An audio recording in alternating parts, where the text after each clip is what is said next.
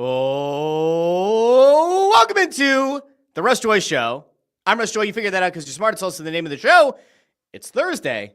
I did an episode yesterday that covered both the Flyers and the Phillies. Why are we back? Oh, because the Flyers have made a re-signing. They've gotten one of their RFAs out of the way, and RFAs are certainly something to keep an eye on if you're a Flyers fan. We'll talk about that in a little bit. But first, Philadelphia Flyers have re-signed Tyson Foerster to a 2-year deal worth $7.5 million. So they're gonna be on the hook here for $3.75 million per year for the next 2 years, or for a 2-year extension.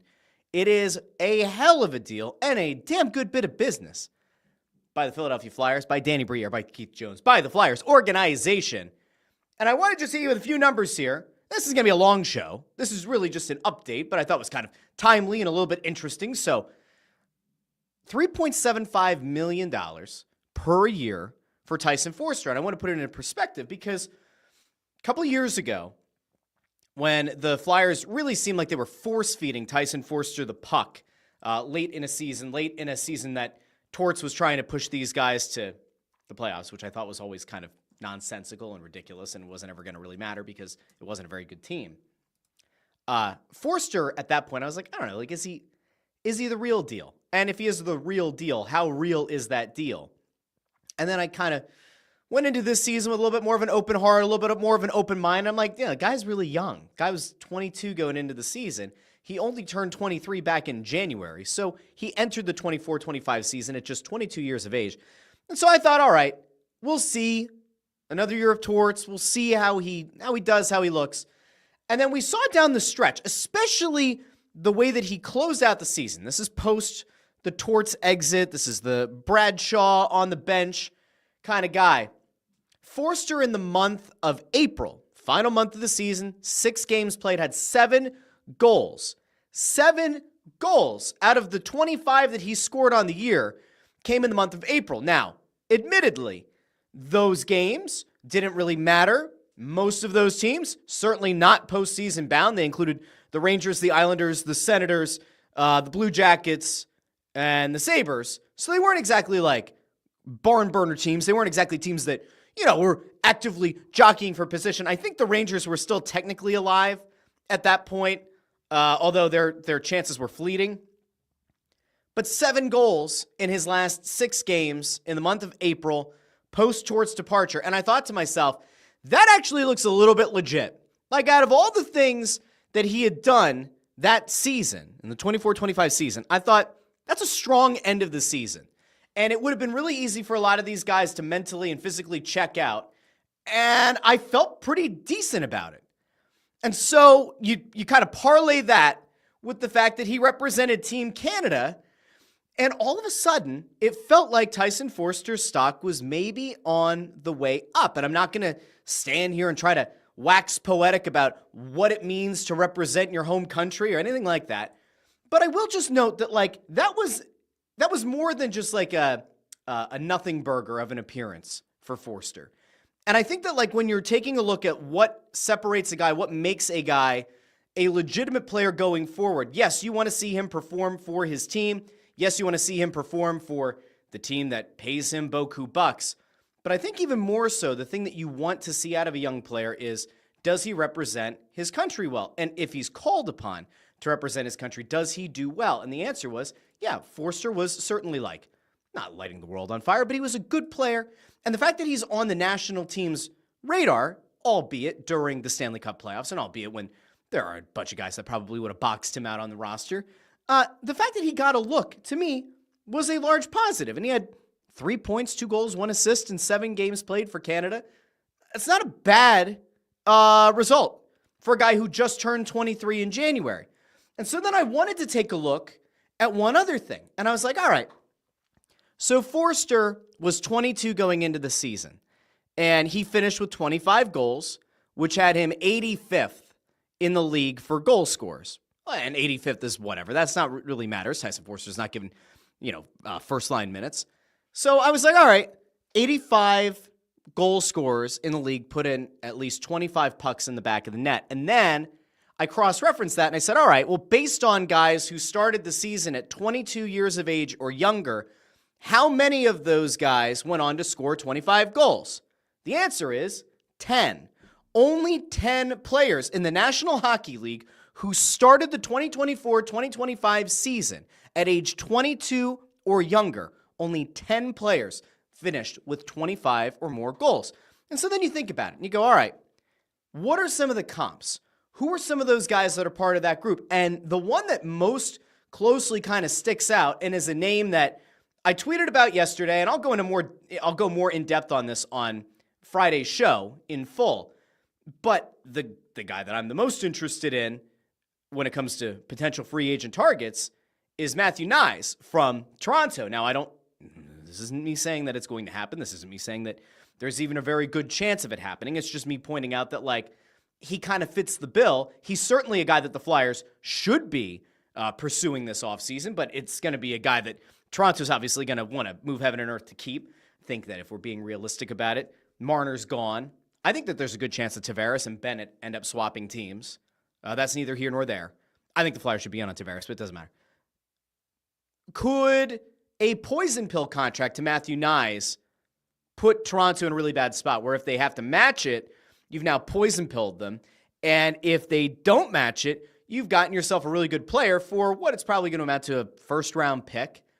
And if you are able to punt one or both of these late first-round picks this year into a pick next year, maybe it gives you that anti-lottery protection, because there are people now convinced after a fluke year of Utah and the Islanders moving up, then now people think, the Flyers are going to just miss the playoffs, and they're going to somehow, it's going to be the year that their pick is going to end up jumping to number one, and they're going to miss out on Gavin McKenna. Like, I don't think it's going to happen, and I think that anomaly is going to always stand out as an anomaly, but maybe I'm crazy.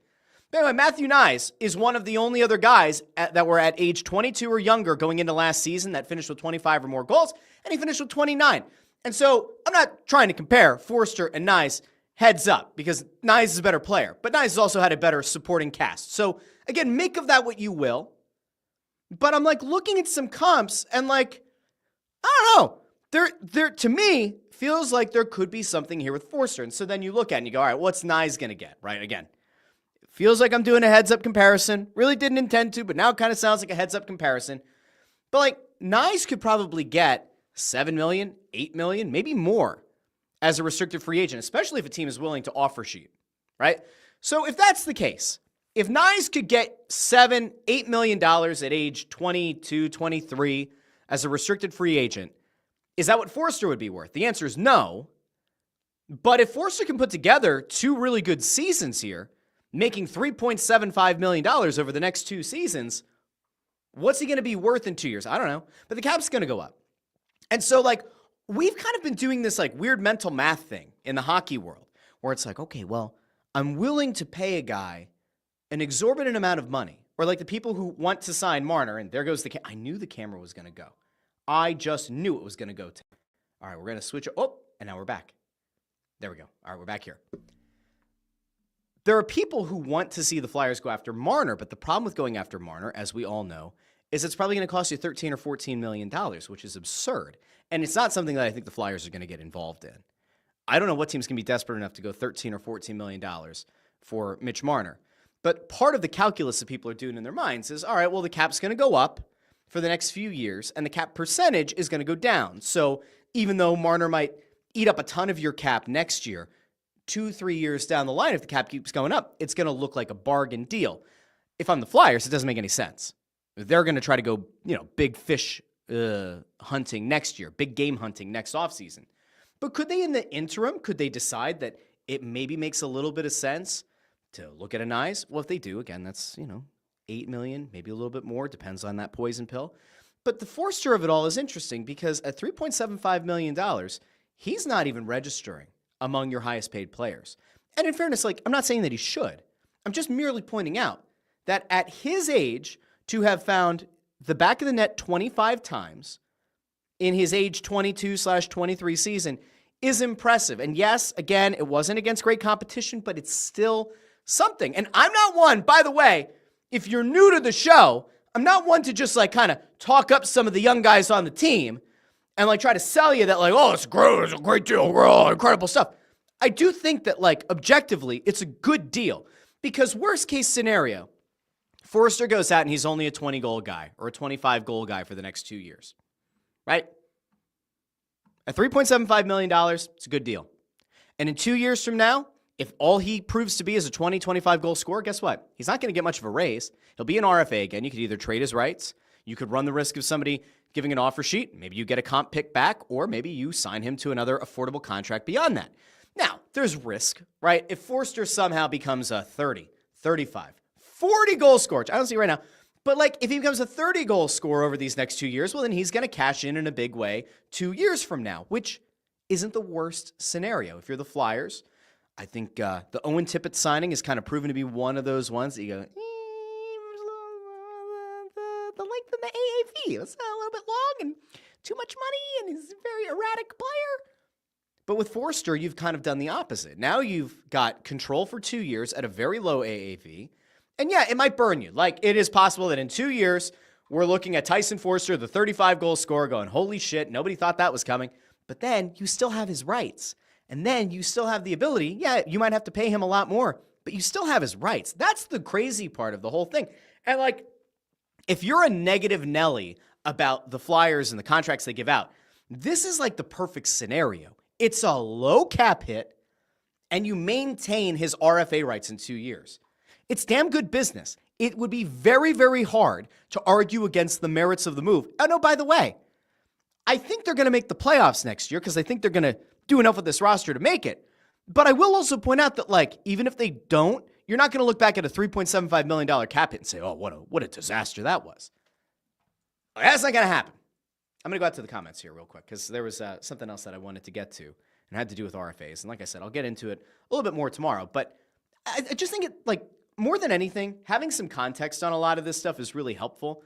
And again, $3.75 million, it's a lot of money to me. It's a lot of money to you, unless you happen to work for the Flyers or work in the NHL or you're a player and you make millions of dollars and then you laugh at that number. But like, just to give you some context, $3.75 million going into next season would make him the fourth highest paid forward on the team. Konechny's getting 8.75, Couturier's getting 7.75, Tippett's getting 6.2. So Foerster slots in as your fourth most expensive forward. But again, it's not a lot of money. 3.75. For perspective, if you look at guys on the blue line, for example, Nick Seeler's making 2.7. Risto's making 5.1. Sanheim's getting 6.25, as is Ryan Ellis, rest in peace. So put all that into perspective. 3.75 is nothing. I'm going to go out to the comments here, and then we'll wrap it. It's going to be a quick show. JH says 399 days until McDavid is a Flyer. Who's counting? Jerry Martin says, over on X, please tell me you're not in the same camp as signing Marco Rossi or trading a late first-round pick. We're going to get there in a second, Jerry. Thanks for joining us over on X. You can always find us on YouTube and engage with the people. Oh, you know what, Hero? Let's put the little comments down here. I didn't have the running comments. I forgot about putting the running comments on the screen, but we'll have the running comments, and I'll get to as many of them as I can. But there you go. Andrew Fawcett says, good signing, earning what he's earned, and will get paid if he keeps getting better. It's the exact kind of contract that you want to sign a guy to. It's the exact kind of contract that the Flyers should be in the business of giving out. It's an earn-it deal, and at the same time, like he's getting a little boost. He's getting a little bit boost over what he was making before. You weren't going to get like some exorbitant amount of money, so like it works out. 3.75 is not a bad salary. Flyers Chirp over on YouTube says, if you only trade a late first for Marco Rossi, that's a major steal. We'll talk about that in a second. Also says Foerster's contract is great. Says a GM is only as good as their last move. I think that's fair. Reed DeFord says, hi, Russ. Hi, Reed. How are you doing? Zach O over on X says, oh, yes, first time watching from Twitter. What did I miss? Seems like a great prove-it deal. Correct. Ford is also here. Ford is not a big hockey fan, but he's still here. Still here. Philly fan says, trading Foerster is a hard pill to swallow. Young forward, 20-plus goals each season. But because it is hard, it would have been the correct move. Might be the third most value. Him packaged with picks could get a 1C. No. I don't think that's true. And if it were true, if Foerster were really going to be the thing that could get you a 1C, they wouldn't have signed him to this deal. They would have just traded his rights. Let's see. Zacho says, I'm into signing Rossi for a late first. We need the talent. We really need to be aware of how small our forward core is, though.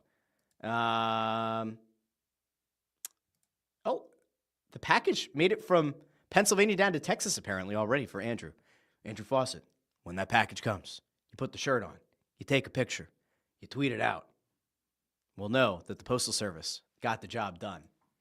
I didn't realize I paid for like overnight shipping or 2-day shipping or whatever. How about that? Not bad.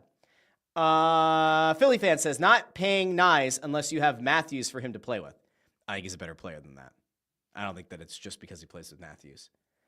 CMZ wants thoughts on Rossi. All right, we'll get to Rossi here in a second. Greg Bondarenko with a hey. Hey, how you doing? Philly fan says Chicago's going to pay Marner 14. That could be. That's possible. JH says, certified Leaf hater here. Just say no. Philly fan says, going to be a 26-year-old goalie who hasn't played in 1.5 years on the market soon. Flyers need to sign him. Who could that be? Who could that be? He's not coming back. Also, the testimony today. I am not going to comment too much on the testimony for a whole bevy of reasons, but there was a guy who played here in net. He took the stand today. The comments, the testimony, you read it and let me know what you think. I'm pretty sure those guys are all going to be found not guilty. Whether that's right or not, I don't know. But it kind of feels like everything's leaning that direction. But yeah, I don't know. Maybe I think I just live in a different world. I've been reading the testimony from that case. And just the way that people talk about, some of these guys talk about interacting with women, to me, I think I live in a different world. Because if that's normal, I'm glad I'm not normal. I'll leave it at that. But go find it. Rick Westhead's done a great job breaking down that whole case. Just go read the testimony and then decide how you feel. And then you can come back to the show on Friday and let me know how you feel about that player and bringing him back, although I don't think he's coming back. Tony Louis says, Foerster is clearly betting on himself. Konechny's first bridge deal was a 5 by 5.5, and I bet he could have gotten that, but wants to renegotiate in 2 years. I think you're right. And here's the other thing, and not a lot of people have had this conversation, but it is a real possibility. There is a chance that a few years from now, after the cap goes up, there's always a chance that the cap stagnates. There's always a chance that the cap could come down. And so the idea of playing on a 2-year deal, still being able to take advantage as the cap is going up, perhaps before word comes out about it stagnate or going down, is a brilliant move. And then Jerry has this question. We're going to get to Marco Rossi here in a second.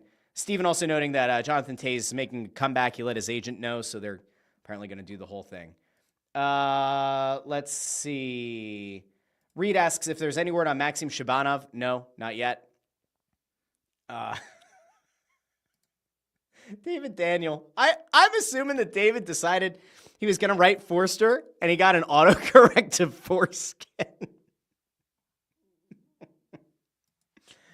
Oh, my God. Okay. And also says that Shabanov's having a cheesesteak right now.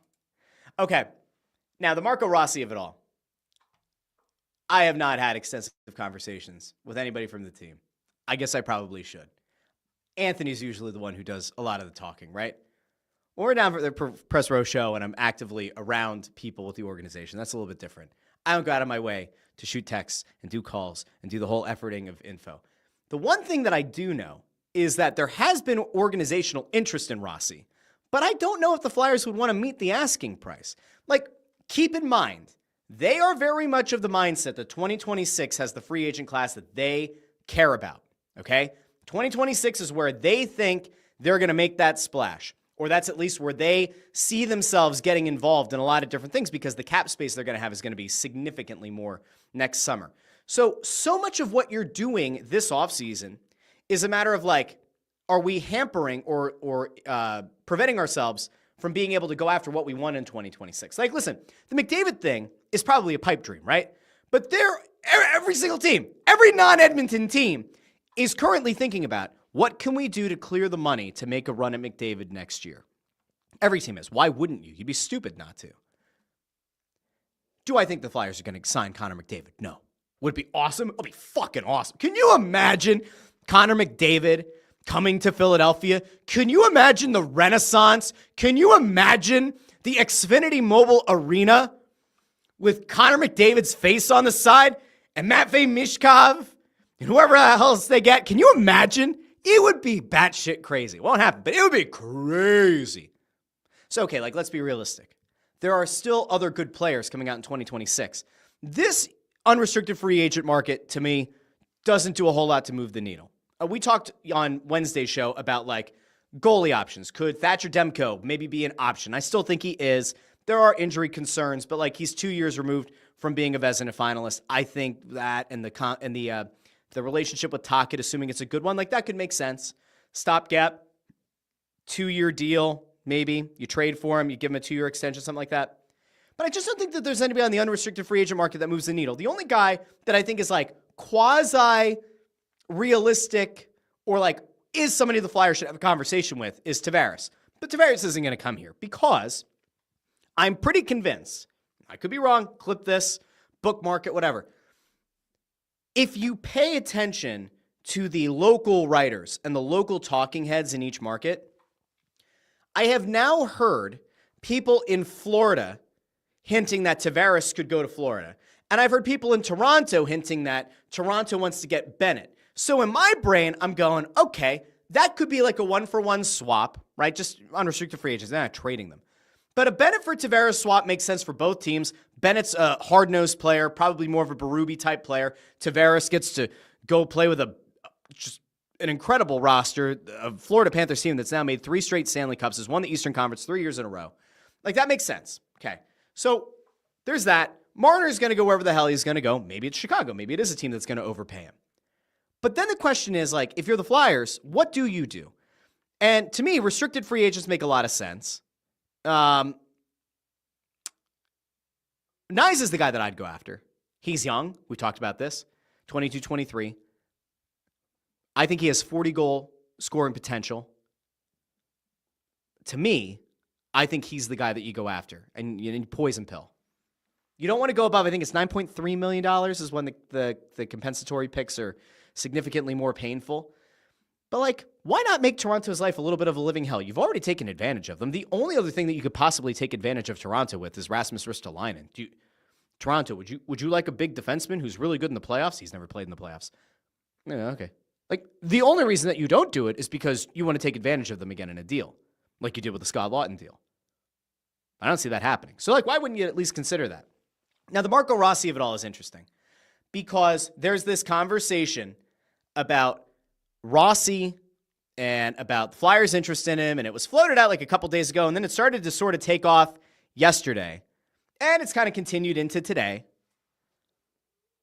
I don't think the Flyers are going to be in on Rossi. I could be wrong, but you have to remember that it's not just acquiring the player, it's the potential ask that he's going to have, and it's also like, what are you going to get out of him?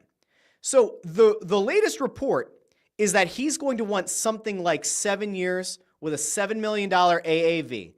And I could be crazy, and I may be. Who are you to judge? Don't judge me. 7 years and $7 million per year, to me, is an overpay for Marco Rossi, especially since he's not a UFA. So I would have a little bit of concern. Now, I get it. If he were to come here, he'd probably be the most skilled center on the Flyers. And at the same time, I can look at what he's done in Minnesota. I can look at his age, and I can look at his performance, and I have major red flags, like legitimate red flags. This season, he put up 24 goals, 36 assists. He had 60 total points, which on the surface looks great, sounds great, everybody's thrilled. Except, what's the one thing that we always talk about? Teams don't move off of a 1C, and teams don't move off of a 1D. They don't. They almost never do. Those guys don't hit the market. And when one does, the question is, why? Why would Minnesota want to move off of Marco Rossi at 23 years of age? By the time next season starts, he'll be around 24, right? Because it starts in October. He'll be 24 at the start of next season. Why would Minnesota part ways with a 24-year-old 1C? Is it because he's small? Is it because he's 5'9", 180-ish pounds? Maybe. Is there an attitude thing? I don't know. Are they just cheap? I don't know.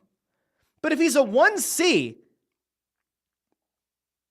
and he's 24 when next season starts, that's not a guy that teams actively try to trade. So it makes me question. It makes me wonder. Now, if you're the Flyers, does it make sense? the forward core is kind of small on this team. We always focus on the blue line and the fact that, like, the Flyers were very hesitant to move Risto last year because he was one of the only big bodies on the blue line.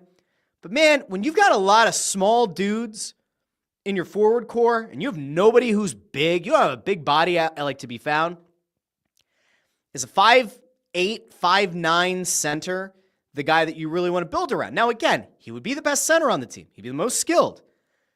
But I'm not so sure that I'd want to part with what it would cost to get him, plus give him that extension, without knowing, like, what is the actual upside? What is the actual potential that he brings to the table? What's the year-over-year potential? Keep in mind, he's only played 2 real full NHL seasons to this point, and he's had 21 goals, 24 goals, 19 goals, up to 36 goals last year. The trajectory is good. I can't say that the trajectory is bad. I can't say, oh, well, Tyson Foerster, has an upward trajectory. We feel good about it. The difference, of course, $3.75 million cap hit and a prove-it deal. If Rossi's going to cost you assets to acquire, and then you have to give him nearly double that value on the hope that he's going to become whatever that next level is, I'm not sure I would do it. And maybe I'm crazy. Maybe I'm wrong. Maybe this ages like spoiled milk. But I don't see the Flyers playing that game. I think the Flyers would rather go after a guy in free agency next year, a center with a bigger splash, or they would rather go into next offseason. Maybe they'll parlay 1 or 2 of these late first-round picks into picks for next year that could be viewed as, like, lottery tickets in a sense, right, for Gavin McKenna. Maybe they would try to parlay that and get another player or 2 on the roster to try to go out and get their 1C. I just don't think that Rossi's the guy. I don't think he's going to be their number 1 target. I would be shocked. Now I'm going to go over here to the comments, see how people are feeling, and then we'll probably wrap it for the day. This ended up going longer than I expected. I thought it was going to be a 10, 15-minute show. It has been longer than that. Oh well, oh well, oh well. Okay. Here we go.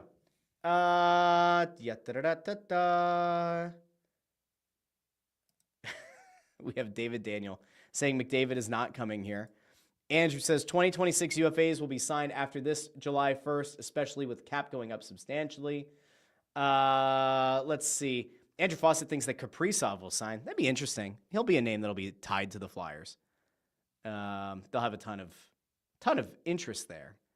Let's see. We have some comments over here about Bennett and Nyes. David Daniel asks, why wouldn't anyone want Rossi? I just gave you why I think would probably be the most likely reason that they wouldn't. Wizards Tap says Rossi is tiny. Andrew Fawcett says he's not way better. Career high 51 points. I don't know if that was regarding him or not. Let's see. Anthony DeGrazio says, great deal. Now go get Rossi and draft Higgins. We'll see if Higgins falls to them. Could happen. Who knows? Let's see. Jerry says, Anthony, if you take Rossi for Minnesota, it makes 0 sense to draft Higgins. Fawcett thinks that the reason that you don't go after Rossi is because he's only 5'8" on skates. Let's see. Wizards Tap says, Danny said he wants to get bigger players. That's part of why I don't think that Rossi's going to be the guy. Andrew Fawcett says, Flyers don't want to be the NHL version of mites on ice. Let's see. Jerry says, Minnesota strangled by the cap right now with the buyouts, as well as they also have to pay Kaprizov and don't want to commit $7 million to a guy who's viewed as a great 2C offensively. I mean, therein lies part of the problem, I guess. Dave Daniel also says Kaprizov would be the only guy, the only good guy Fletcher drafted that panned out, and he was an absolute diamond in the rough. Let's see. Flyers Chirp says Rossi is just short, not small. Oh, there's a difference there. Okay. He's got some muscle to him, got some heft. You're going to trade guys. If one of the Bs go, Brink, Bump, or Barkey. If Rossi only costs a late first, you do it, in my opinion. Next year, go rip Quinn Hughes from the Devils. I don't see that happening. Yukon asks, is Lashenko ready yet? I have no idea. We will find out next year. We'll find out in camp. I really have a feeling that they're going to give Lashenko a real look. And I think that unless he falls on his face, good chance he makes it. Unless they somehow work out a deal around the draft and get either a 1C or they draft a center who unbelievably impresses in camp and they force that guy into the NHL early, but I don't see it. CMZ asks, damn it, why does he have to be 5'9"? Because if he weren't available, That is what it is. David Daniel says, I'd rather sign Russ for 7 years. No, you wouldn't. No, you wouldn't. Brandon Vidal says, what up, Pottsville alumni? How you doing?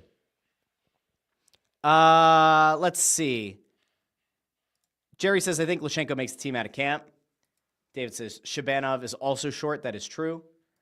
Greg asks about Flyers rookie camp. I think July sounds right. I think that sounds right. Greg says, we need to get the power play back on track. We can't go another season with that puke fest. It won't. It won't be bad. It might be bad, but it won't be that bad. It can't be that bad. There's no Rocky Thompson. The Rocky Thompson horror show is over.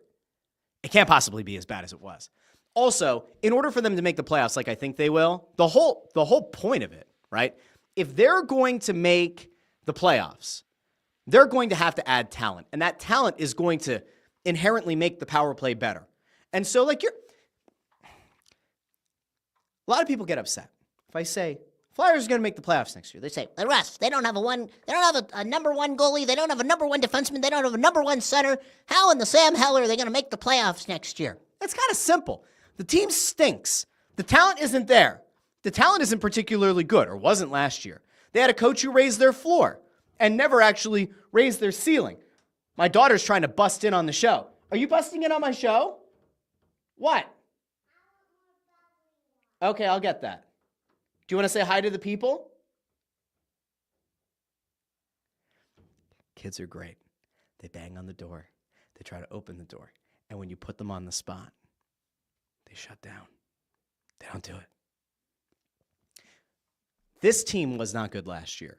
And this coach that they had tried to get every last bit of the juice out of the orange. And sometimes it works and sometimes it doesn't. I don't think that this team was even as good as they ended up playing. And they were a bad team. They are going to be a better team next year. They will find a stopgap. It'll probably be a guy that I think they're going to tandem with Ersson. I don't think they're going to go out and get a bona fide stud number one goalie. It'll probably be a guy who kind of fits that bill of being like a 1A, 1B with Ersson, which is fine. And if you can push Ersson to be the 1B, that would be even better because I just don't think he can physically hold up to being the number one. So that's fine. And I think that, like, the forward core, for the most part, even though there are inconsistencies, and even though I'm not really sold on Owen Tippett, and I'm putting some stock into Tyson Foerster, and I believe that Couturier, another year removed from the back surgeries, is not going to be old Selke finalist and Selke winner Sean Couturier. I think he'll be like a somewhat passable player, maybe a little bit higher upside than a passable player, not expecting him to get back to an elite level. If you're able to kind of infuse some of the youth, if Lushenko makes it, whatever it ends up being, if that third line that finished the season so strong, if that line comes back and they look good, there are pieces here. You add another talented forward, someone who can help you on the power play. Great. Let's not forget, Andrei Kuzmenko is by no means an elite player. He made the power play better, and they dealt his ass away. You can always find somebody who can poach points on power play. The Flyers just didn't do it for the last 2 years, but in theory, you could find one of those guys. I think they're going to make the playoffs. I don't even remember where that started. My daughter's gone now. She was here, but now she's not. Okay. Let's see. There's one or two other things here. First of all, Anthony DeGrazio says Phightin is better than Pottsville. That is inaccurate. Maybe better than Pottstown. Certainly not Pottsville, the county seat of Schuylkill County, home of Yingling Beer and the Pottsville Maroons, the 1925 NFL champions. Not better than that. Does Phightin have an NFL championship? Nay. Pottsville's got stripped. Shut up.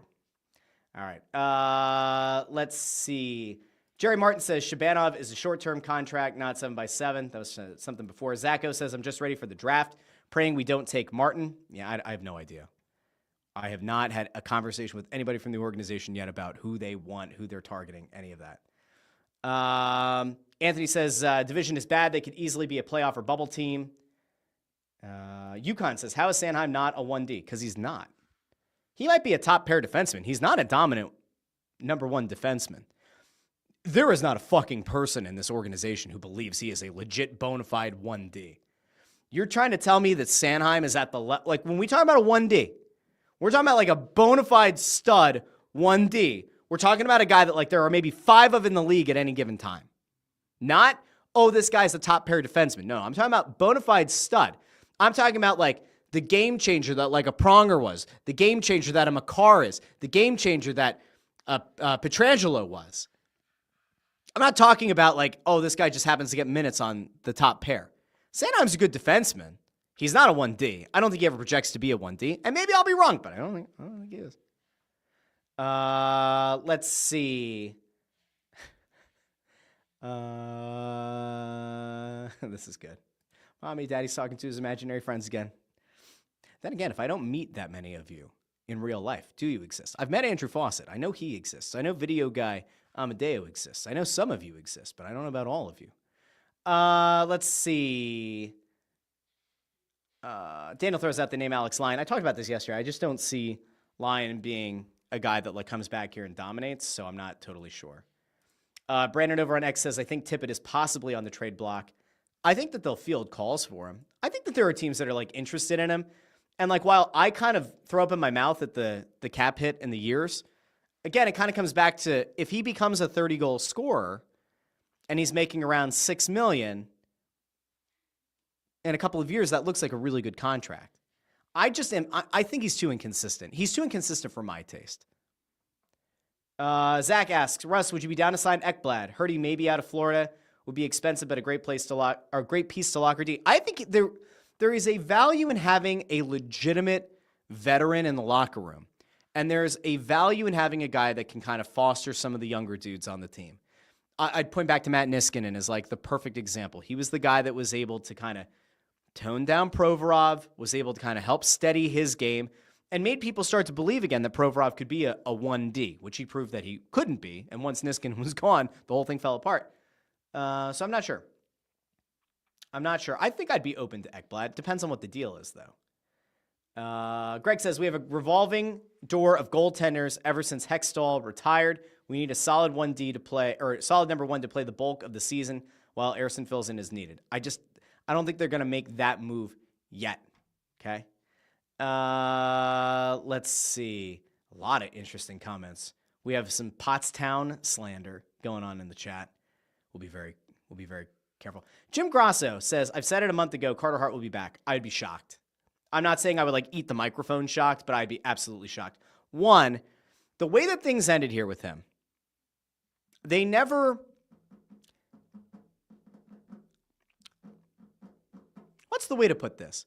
I don't feel like the Flyers, in parting ways with him, lit him on fire and did like full erasure of him from the organization. I don't feel like they were uber supportive either. And just given what was known at the time, I don't really think they could have done anything differently.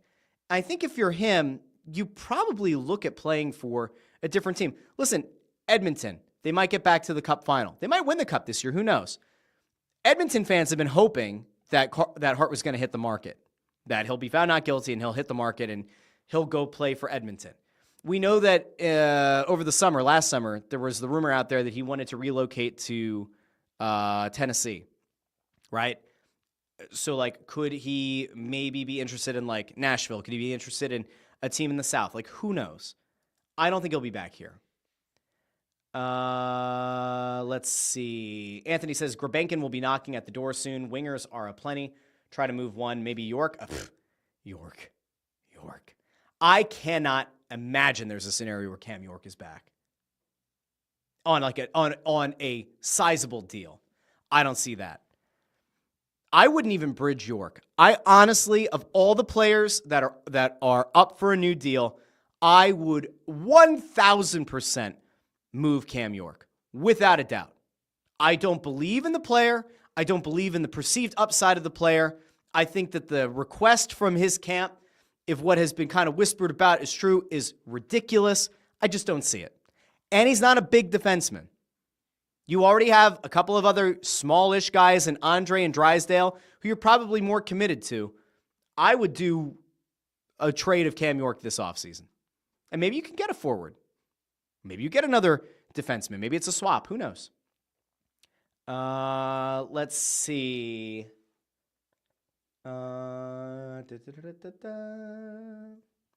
See some questions here about the former number 79.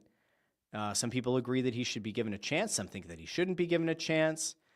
Let's see. CMZ says, I don't even know what York does. Yeah, I don't know either. David asks, wonder if Lawton comes back. Highly, highly unlikely. Didi says, how about York and Tippett for a forward? Maybe. Anthony says, York is from Anaheim. You're not getting like a York for Zegras swap. Also, I'm not sure if I really fully believe in Zegras now anyway. I'm not sure the Flyers believe in Zegras either. So make of that what you will. Ford here with a good note. Doesn't care about hockey, but supports Russ. Thank you, Ford. Thank you. All right, I'm done for today. Tomorrow, we have some news. Tomorrow, I'll be doing the show, The Russ Joy Show, wherever you get your podcasts, on YouTube, Apple Podcasts, Spotify, Pandora, Amazon Music, wherever you get your podcasts. Tomorrow will also be a live edition of Snow the Goalie. I believe we are talking about going live around 11:30 tomorrow. I'll have it all set. It'll show up on YouTube. You'll see, and then it'll go to the podcast feed after. But there will be a new Snow the Goalie tomorrow. You now know where I stand on the Tyson Foerster of it all. Snow the Goalie tends to be at its best when Ant and Bundy are kind of weighing in with their own thoughts. So you got a nice little diatribe out of me today. But where do Bundy and Ant San Philly land on the Tyson Foerster extension? And I would just about guarantee you that young Antony has some inside info on maybe how the Flyers are feeling about a Marco Rossi, how they feel about a Matthew Nyes. Could they be in on a John Tavares? Could they be that weird mystery team rumored to be willing to give $10 million plus to Bennett? And we'll probably also weigh in on the Stanley Cup final, or at least the projected Stanley Cup final. I think we'll know. We'll know tonight, I guess, if Edmonton wins, right?